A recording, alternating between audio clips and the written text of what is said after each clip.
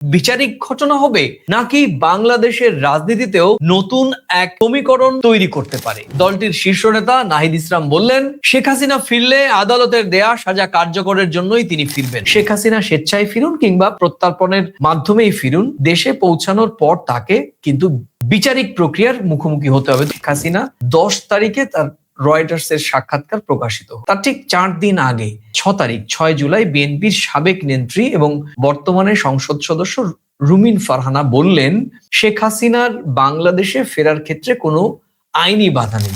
শেখ হাসিনা বাংলাদেশে প্রবেশ করলে দেশটির বিমানবন্দর, স্থলবন্দর কিংবা অন্য কোনো প্রবেশ পথেই তাকে আটক করার সম্ভাবনা রয়েছে। যে শেখ হাসিনা কি সত্যিই রাজনৈতিক কর্মসূচি করতে বাংলাদেশে ফিরবেন, নাকি আত্মসমর্পণ করাই তার ঘোষিত?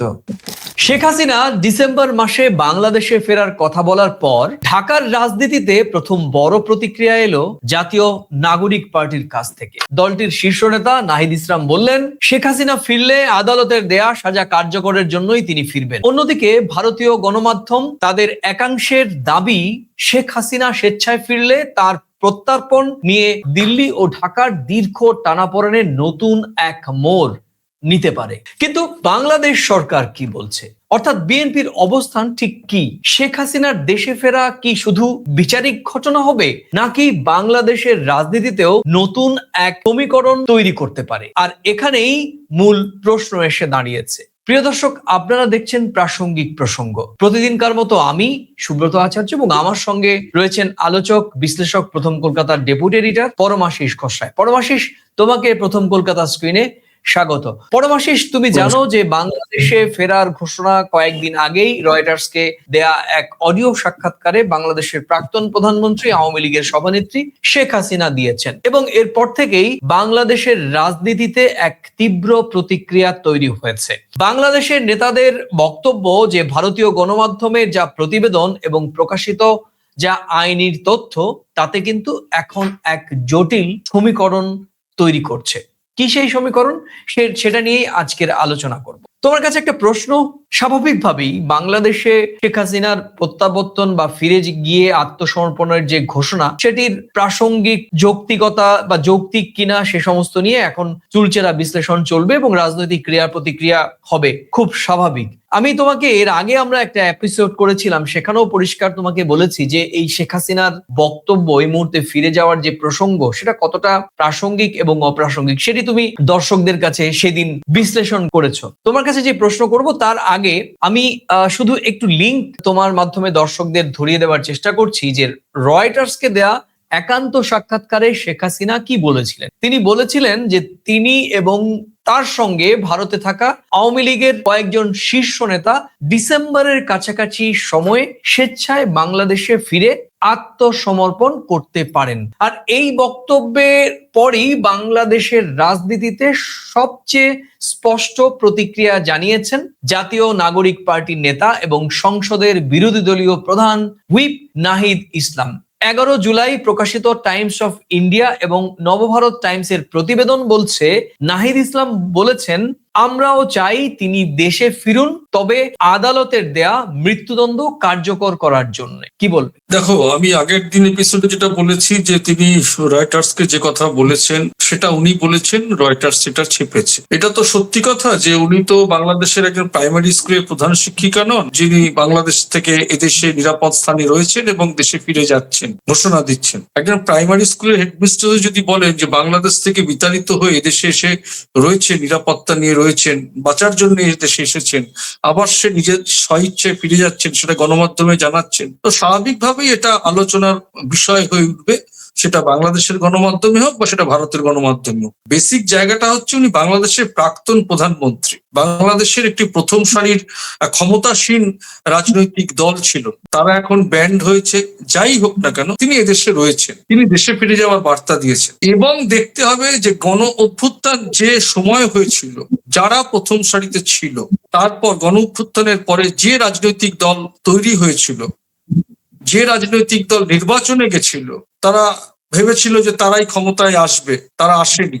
তারা বাংলাদেশের সাধারণ মানুষ গত নির্বাচনে ধর্মনিরপেক্ষ দল হিসাবে যে দলকে ম্যান্ডেট দিয়েছে সেই সরকারের বিরোধী আসনে বসেছে। এটা তো তারা দাবি করতেই পারে যে তাদের আন্দোলনের, সংগঠিত আন্দোলনে যে সম্মুখভাগে তারা ছিল, পরবর্তী সময় তারা জাতীয় নাগরিক পার্টি গঠন করেছিল যতদূর জানি। তো সেই জায়গা থেকে সে মুখ খুলবে, এই বিষয়ে সে প্রতিক্রিয়া দেবে, এটা তো স্বাভাবিক। যদি প্রতিক্রিয়া না দিত সেটাই অস্বাভাবিক হতো। এবং আন্তর্জাতিক ট্রাইব্যুনাল যে দণ্ডাদেশ দিয়েছে, যে আইন বিচার প্রক্রিয়ার মধ্যে যে সিদ্ধান্ত এখনো পর্যন্ত এসেছেন, আমি যদি ধরে নিই শেখ হাসিনা বাংলাদেশের প্রাক্তন প্রধানমন্ত্রী দেশে ফিরে যাবেন, আইনের দিকে তিনি মুখোমুখি হতে চাইছেন, তার ফলাফল কি হতে পারে আইন মোতাবেক হবে। নাহিদ ইসলাম যেটা বলেছেন সেটা স্বাভাবিক, সে তো আইন মোতাবেক যেটুকু এখনো পর্যন্ত যেটা আছে সে সার প্রতিক্রিয়া দিয়েছে।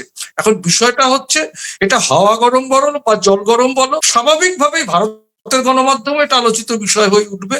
এবং তিনি যদি ফিরে যান তাহলে কেন এতদিন এখানে ছিলেন? উনি নিজের স্বইচ্ছায় ফিরবেন, কারণ আমাদের দেশের বিদেশ মন্ত্রক থেকে একসময় বলাও হয়েছিল, আমি যদি খুব কল্পের বাংলা ভাষায় বলি, সরল বাংলা ভাষায় বলি, আহ্বানও নেই, বিসর্জনও নেই।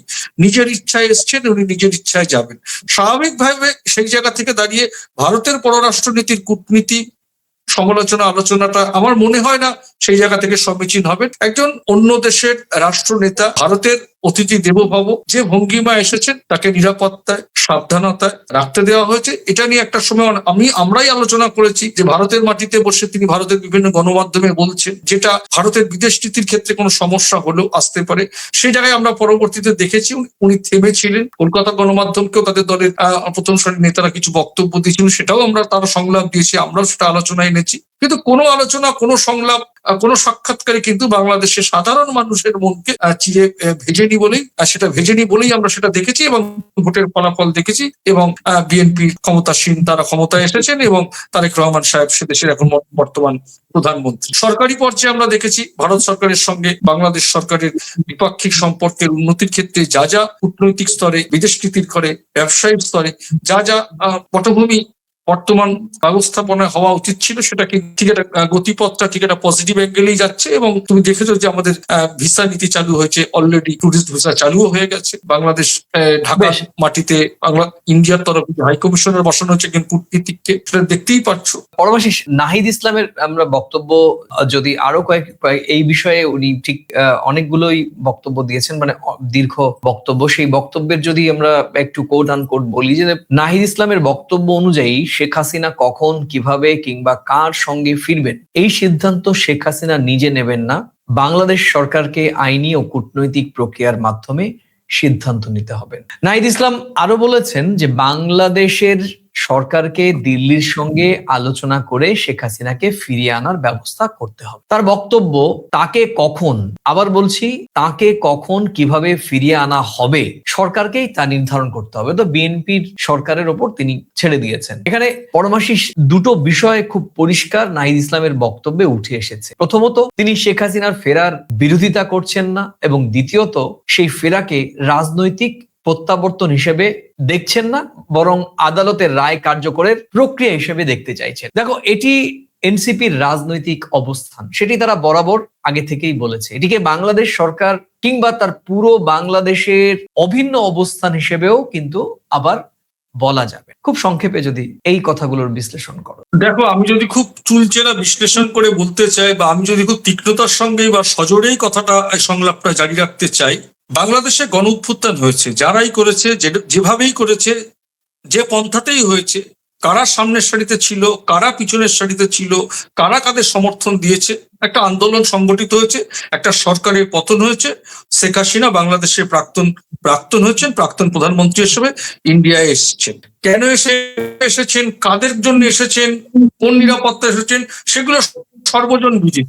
এখন প্রশ্ন হচ্ছে, বাংলাদেশে প্রাক্তন প্রধানমন্ত্রী শেখ হাসিনা ফিরে যাবে, আর বাংলাদেশের বর্তমান সংসদে বিরোধী দলনেতার জায়গা আসীন রয়েছে নাহিদ ইসলাম। বাংলাদেশের প্রাক্তন প্রধানমন্ত্রী শেখ হাসিনার ফিরে যাওয়া স্বাভাবিকভাবে এটা তাদের মানুষের কাছে রাজনৈতিক প্রত্যাবর্তনই মনে হবে। দেশের সাধারণ মানুষ কোন দৃষ্টিতে, কোন হৃদয় দিয়ে ঘৃণায় দেখবে না বিক্ষোভে দেখবে, বিক্ষোভের আগুনে দেখবে, সেটা তাদের ব্যাপার। যেহেতু নাহিদ ইসলামও একজন রাজনৈতিক চরিত্র, বা তারেক রহমান সাহেব একজন রাজনৈতিক চরিত্র, সেই চরিত্রকে ম্যান্ডেট দিয়েছে বাংলাদেশের সরকার, উনি প্রধানমন্ত্রী হয়েছে। এখন যদি ফিরে যায়, সেটা রাজনৈতিক প্রত্যাবর্তন তো বটেই, তা উনি ফিরে গিয়ে আইনের দরজায় তো উনি মুখোমুখি হবেই।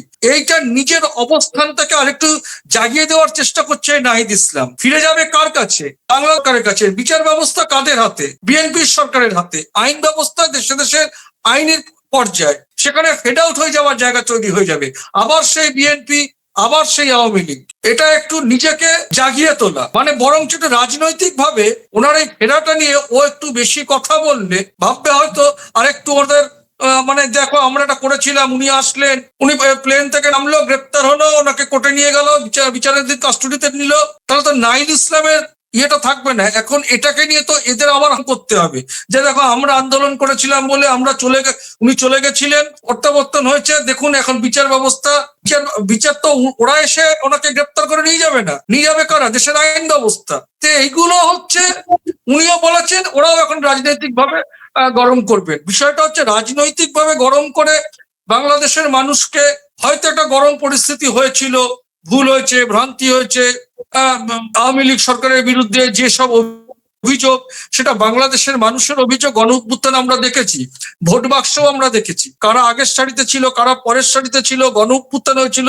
শেষ পর্যন্ত নিটফল কিন্তু ভোট বাক্সে। এখন উনি ফিরে গেলে এটা স্বাভাবিকভাবে রাজনৈতিক পরিবর্তন হিসেবে, রাজনৈতিক প্রত্যাবর্তন হিসেবে দেখাবে, কিন্তু বাংলাদেশের মানুষের হৃদয় কতটা ছবে সেটা হাজার প্রশ্নের মুখে। কিন্তু নাহিদ ইসলাম সাহেব সে এখন হাওয়া গরম করতে চাইছে আবার নতুন করে।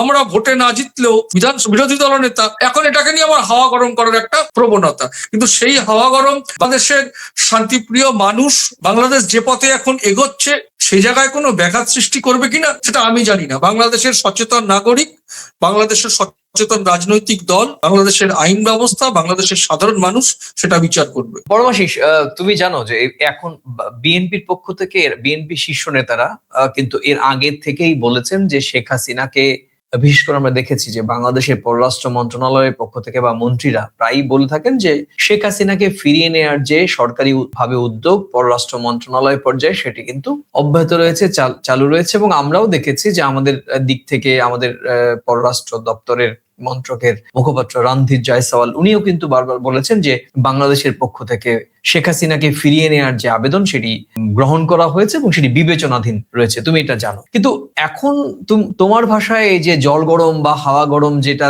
তুমি আমি বলছি বা আমরা আবার স্ক্রিন শেয়ার করছি, আলোচনায় অংশ নিচ্ছি বা প্রাসঙ্গিক প্রসঙ্গে এটা উঠে এসেছে, সেটা একটাই কারণ যে শেখ হাসিনা দুদিন আগে রয়টার্সকে একটি সাক্ষাৎকার দিয়েছেন এবং দীর্ঘ সাক্ষাৎকারে তিনি আবার দেশে ফিরে যাওয়ার কথা উনি আগেও বলেছেন, কিন্তু নির্দিষ্ট করে সময় বলেননি এবং এত সময় জুড়ে অডিও সাক্ষাৎকারও উনি দেননি। এই প্রথম দিয়েছেন এবং শুধু নিজে বলেননি, উনি বলেছেন যে বিচারের মুখোমুখি হবেন, আত্মসমর্পণ করবেন এবং তাকে হত্যা করা হতে পারে। তিনি সহ বাকি আওয়ামী লীগের নেতারা যারা পালিয়ে রয়েছেন ভারতে বা অন্যান্য দেশে, তারা গিয়েও শীর্ষ নেতারা আত্মসমর্পণ করবেন, এটা বলেছেন। এবং কখন বলেছেন? আলোচনা বা তোমার ভাষায় জল গরম বা হাওয়া গরম হওয়ার কারণ হচ্ছে যে তুমি জানো যে জুলাইয়ের প্রেক্ষাপট চলছে, জুলাই চলছে, আগামী মাসেই 5 আগস্ট। সেই 5 আগস্টে আজকে থেকে 2 বছর আগে 2024-এর 5 আগস্টে কিন্তু শেখ হাসিনাকে বাংলাদেশ ছেড়ে, বাংলাদেশের গণমাধ্যম বা বাংলাদেশের রাজনীতিকদের ভাষায় বা এক অংশের মানুষের ভাষায় যে পালিয়ে আসতে হয়েছিল শেখ হাসিনা। 5 আগস্টের আগে এই ধরনের বক্তব্য দেওয়ার পরিপ্রেক্ষিতে স্বাভাবিকভাবেই বাংলাদেশের সাধারণ মানুষ, বাংলাদেশের রাজনৈতিক দল, বিশেষ করে আওয়ামী লীগ বিরোধী রাজনৈতিক শিবির থেকে এই ধরনের একটি রাজনৈতিক প্রতিক্রিয়া হওয়াটাই স্বাভাবিক।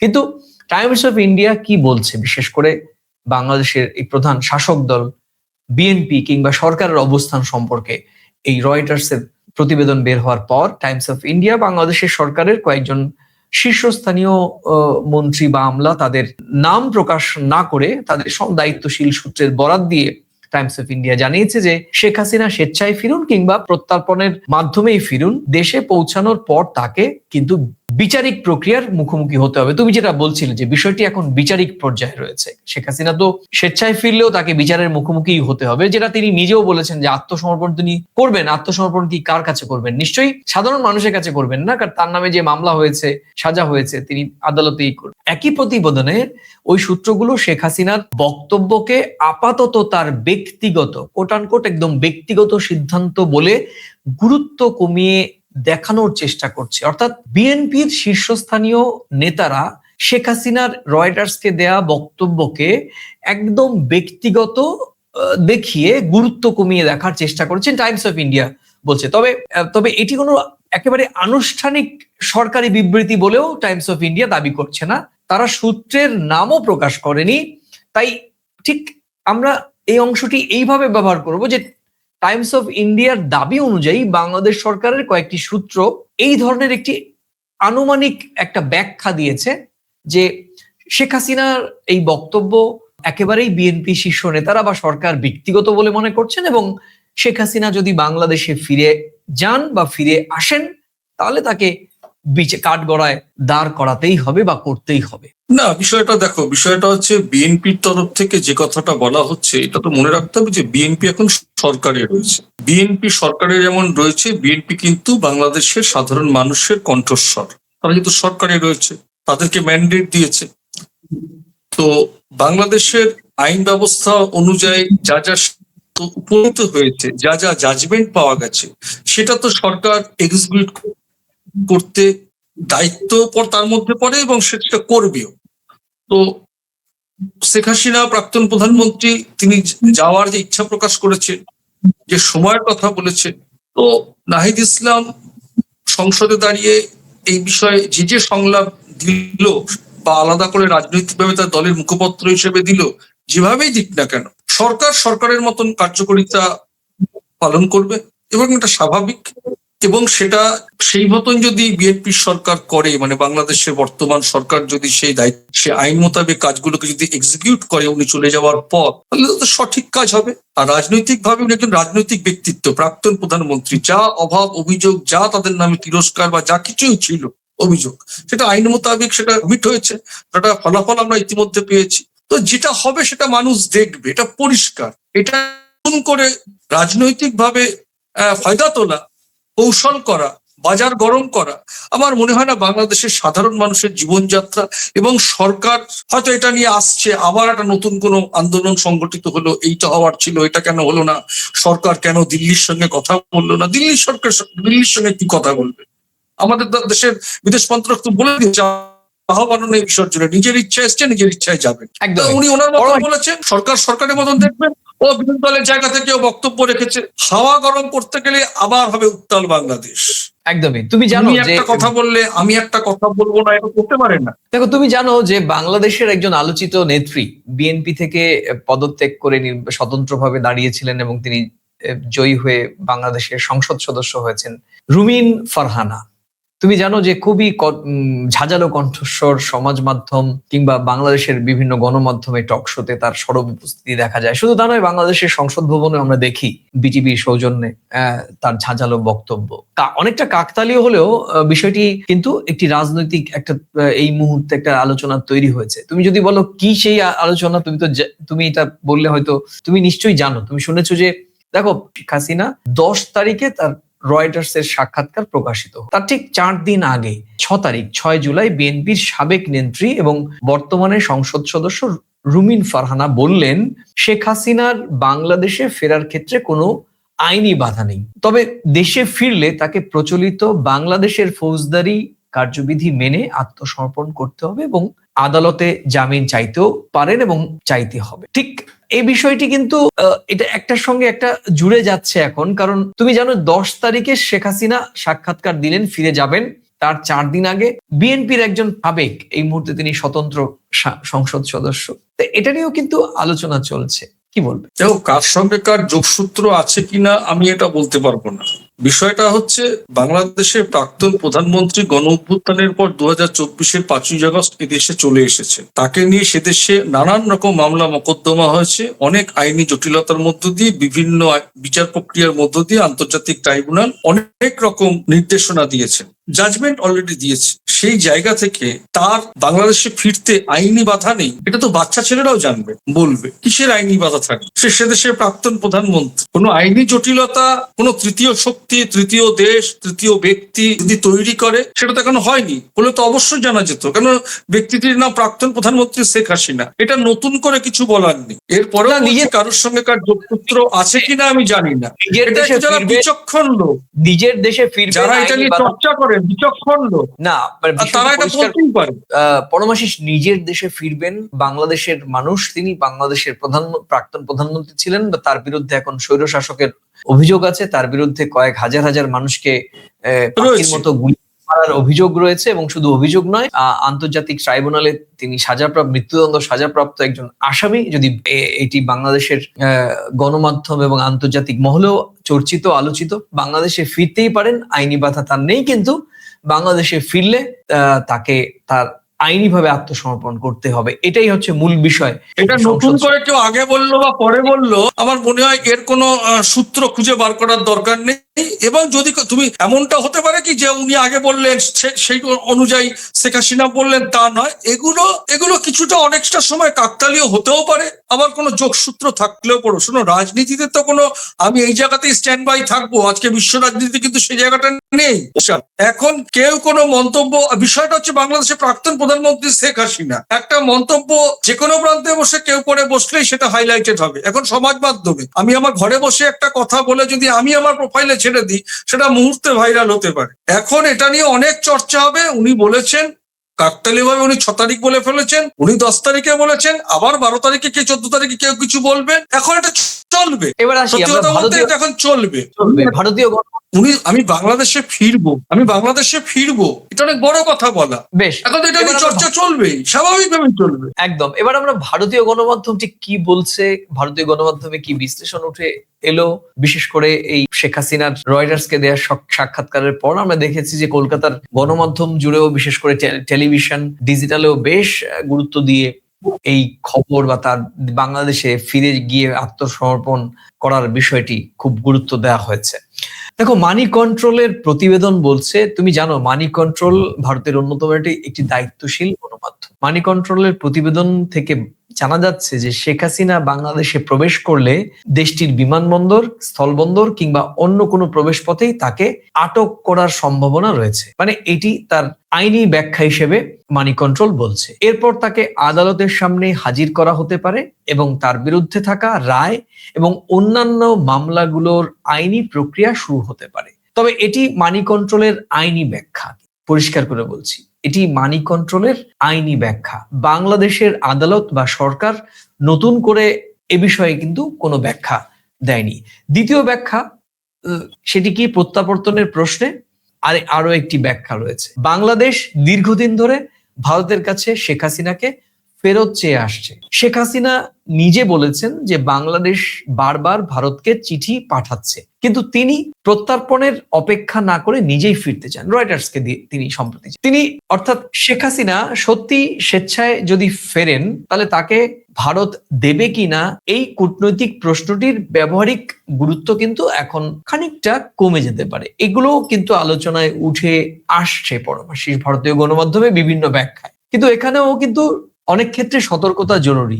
কেন ভারত শেখ হাসিনার যাত্রায় সম্মতি দিয়েছে কিংবা দিল্লি তার ফেরার পরিকল্পনার অংশ, এটা কিন্তু সত্যিকার অর্থে কোথাও কোনো ধরনের ব্যাখ্যা, বিবৃতি, সরকারি দাবি কিংবা অভিযোগ, পাল্টা অভিযোগ, এটি এখনো পর্যন্ত কিন্তু আসেনি। মানে আমাদের আলোচনায় আমরা তুলছি কারণে যে বিষয়গুলো নিয়ে আলোচনা হতে পারে, কিন্তু সরকারি কোনো ব্যাখ্যা নেই বা দাবি নেই বা এটা নিয়ে আলোচনা। তৃতীয় ব্যাখ্যাটি হতে পারে কি, বাংলাদেশের রাজনীতিতে একটি নতুন চাপ, যেটা ভারতীয় গণমাধ্যমগুলো, আমি কিন্তু ভারতীয় গণমাধ্যমের ব্যাখ্যাগুলো বলছি। টাইমস অফ ইন্ডিয়ার প্রতিবেদন আবার কোট করছি, সেখানে বলা হচ্ছে যে শেখ হাসিনার প্রত্যাবর্তন বর্তমান বাংলাদেশ সরকারের উপর চাপ তৈরি করতে পারে। কারা এই ব্যাখ্যা দিচ্ছে?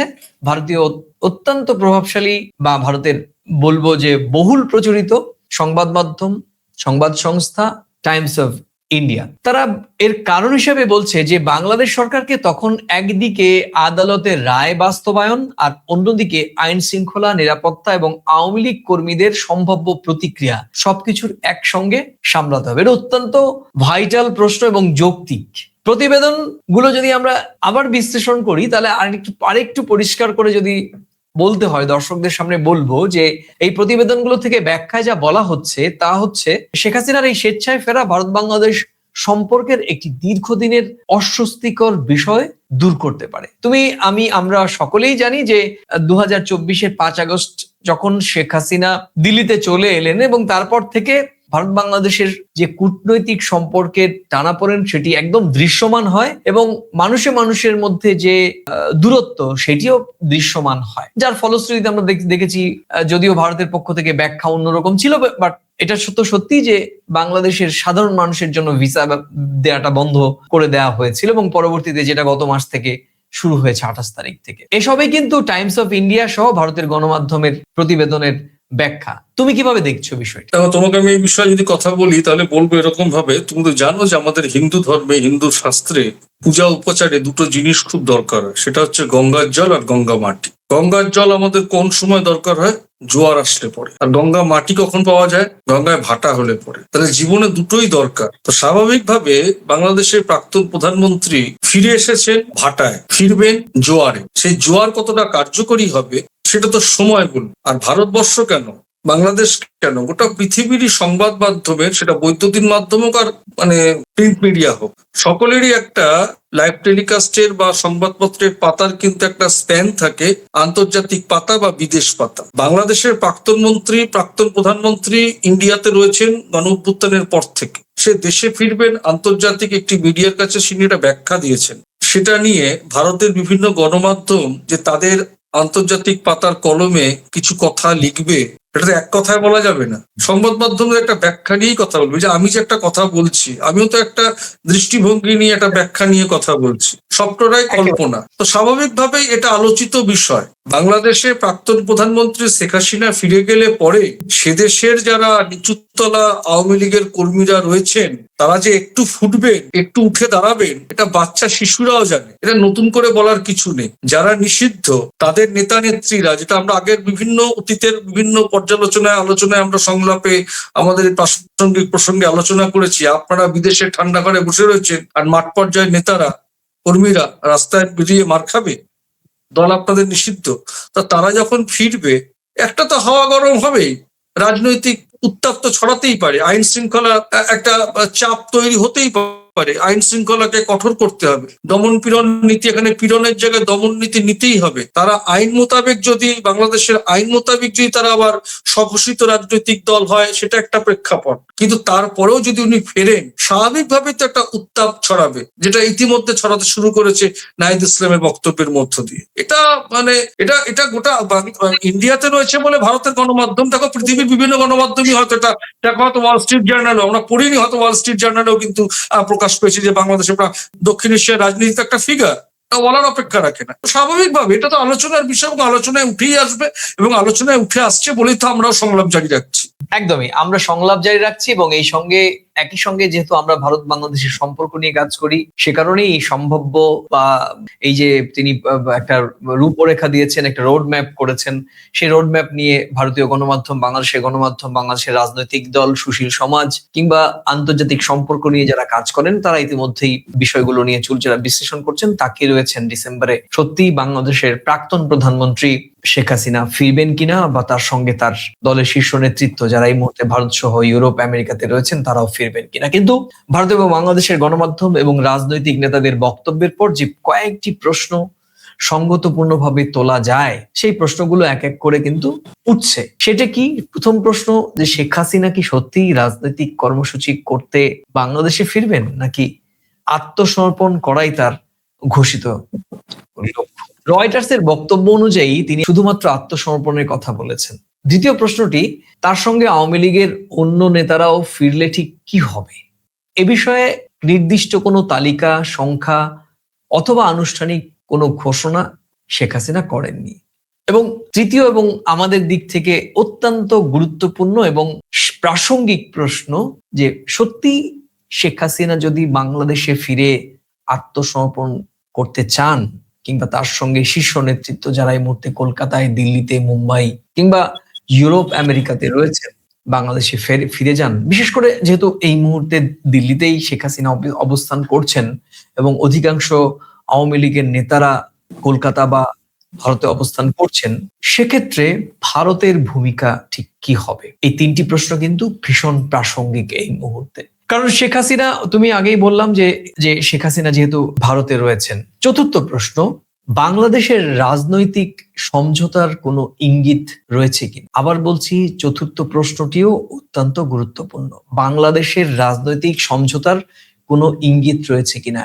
কারণ শেখ হাসিনা ফিরলে অন্যান্য রাজনৈতিক দলগুলো এই মুহূর্তে যারা রয়েছেন তারা শেখ হাসিনার সঙ্গে রাজনৈতিক সমঝোতায় বসবেন কিনা বা সমঝোতার কোনো ইঙ্গিত রয়েছে কিনা, সেটিও কিন্তু এই যে শেখ হাসিনা রয়টার্সের যে সাক্ষাৎকার, সেই সাক্ষাৎকার থেকে প্রশ্ন এখন বিভিন্ন পর্যায়ে উঠতে শুরু করেছে। তো স্বাভাবিকভাবেই তোমার কাছে খুব সংক্ষিপ্তভাবে এই প্রশ্নের উত্তর চাইবো।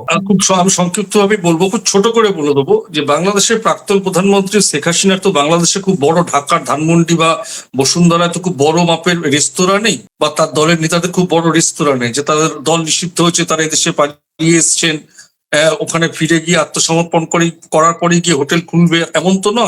তারা সকলেই রাজনৈতিক ব্যক্তিত্ব, প্রাক্তন প্রধানমন্ত্রী থেকে শুরু করে তার প্রথম সারির নেতারা। তারা আত্মসমর্পণ করে বিচার বিশ্লেষণের মধ্য দিয়ে, বিচার প্রক্রিয়া দেওয়ার মধ্য দিয়ে তাদের যা সাজা হবে, পরবর্তী সময় তারা তার হোটেল খুলবে না, তারা রাজনীতিটাই করবে। সেই রাজনীতির ময়দানে তারা কতটা গ্রহণযোগ্যতা সাধারণ মানুষের কাছে পায় সেটা তো সময় বলবে। তো স্বাভাবিকভাবে তাদের এই প্রত্যাবর্তনটা অবশ্যই রাজনৈতিক প্রত্যাবর্তন, এটা কোনো বলার কোনো অপেক্ষা রাখে না। আইনের বিচারের মাধ্যমে রয়েছে, তাদের আত্মসমর্পণ করতে হবে। আত্মসমর্পণ করার পর যা যা বিচার বিশ্লেষণ, বিচার প্রক্রিয়া চলবে, কিন্তু রাজনৈতিক ভাবে যদি তারা আবার সেই পদে, সেই জায়গায় পথ চলতে চায়, সেই পথ চলাটা কতটা মসৃণ হবে তাদের কাছে, সেটা তারা বুঝবেন এবং সময় বলবে। সেটা এত তাড়াতাড়ি কিন্তু কোনো পজিটিভ কিছু আশা করার কোনো জায়গা আমি অন্তত দেখি না।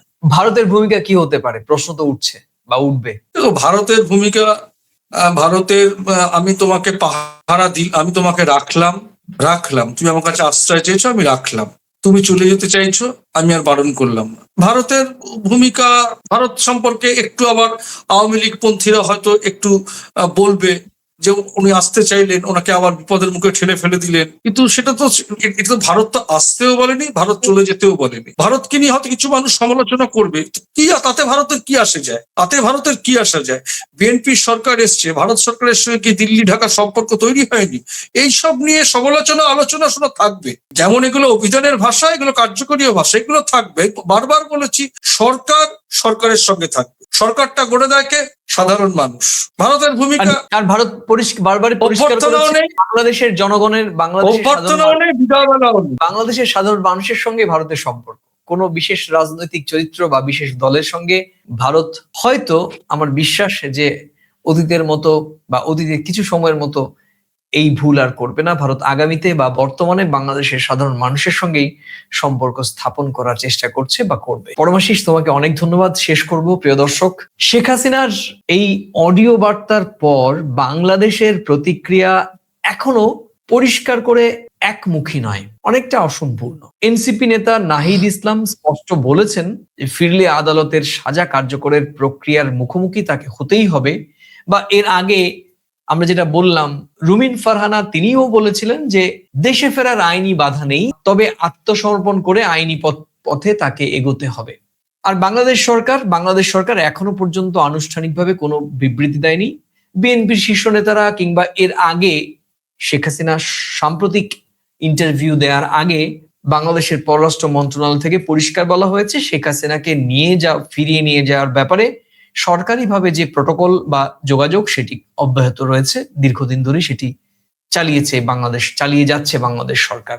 আর ভারতীয় গণমাধ্যম বলছে শেখ হাসিনা স্বেচ্ছায় প্রত্যাবর্তন হলে প্রত্যর্পণ নিয়ে দিল্লি ঢাকার জটিলতা কমতে পারে, কিন্তু বাংলাদেশের ভেতরে বিচার, নিরাপত্তা এবং রাজনৈতিক স্থিতিশীলতা নিয়ে প্রশ্ন আরো বড় হয়ে উঠতে পারে। ফলে এসব লাইন বিশ্লেষণ করে যদি বলতে হয় তাহলে বলতে হবে শেখ হাসিনার ফেরার ঘোষণাকে বাংলাদেশে রাজনৈতিক প্রত্যাবর্তনের নিশ্চয়তা হিসেবে না দেখে বরং সেটি বিচার, প্রত্যর্পণ এবং আইন শৃঙ্খলা এই তিনটি প্রশ্নের কেন্দ্র হিসেবে দেখা হচ্ছে। আর সত্যি শেখ হাসিনা ফিরবেন কিনা তার উত্তর তো ডিসেম্বরেই দেবে। কিন্তু তার আগে বলতে দ্বিধা নেই, শেখ হাসিনার এই বক্তব্য বাংলাদেশের রাজনীতিকে নতুন করে পুরনো প্রশ্নের সামনে এনে দাঁড় করিয়েছে। প্রিয় দর্শক, আজ এ পর্যন্তই। আবার দেখা হবে নতুন কোনো প্রাসঙ্গিক প্রসঙ্গের বিষয় নিয়ে। ততক্ষণ ভালো থাকুন, সুস্থ থাকুন এবং নিরাপদে থাকুন। আর প্রিয় দর্শক, এই আলোচনার কোন মন্তব্যে বা কোন অংশের সঙ্গে আপনি সহমত কিংবা কোন অংশ বা কোন মন্তব্যের সঙ্গে আপনি দ্বিমত, সেটি মন্তব্যের কলমে লিখে জানাতে ভুলবেন না। ভিডিওটি ভালো লাগলে শেয়ার করতে পারেন। তাহলে আজ এ পর্যন্তই। নমস্কার।